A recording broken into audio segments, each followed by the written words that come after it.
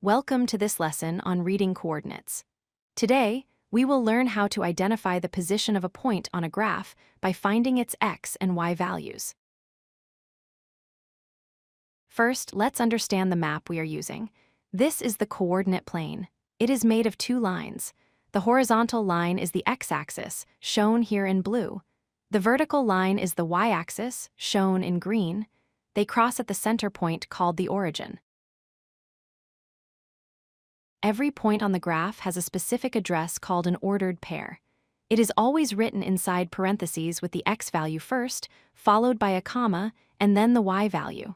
The order is very important. X is always first. To read a point, always start at the origin. This is the center where the two lines cross. The coordinates of this starting point are 0, 0. Next, move your finger along the horizontal x-axis. Move right for positive numbers or left for negative numbers. Stop when you are directly above or below your target point. This number is your x-coordinate. From that spot on the x-axis, move up or down until you reach the point. Moving up means a positive number, and moving down means a negative number. This gives you your y-coordinate. Let's try an example with point A starting from the center. We move 3 units to the right, so x is 3. Then, we move 5 units up, so y is 5. The coordinates are 3, 5. Now look at point B from the center. We move 4 units to the left.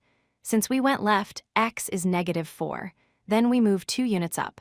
So the coordinates are -4, 2. Here is point C from the center. We move 3 units left, so x is -3. Then we move 5 units down. Because we went down, y is -5. The coordinates are -3, -5. Sometimes points land directly on the lines. If a point is on the x-axis, its y-coordinate is 0, like 4, 0.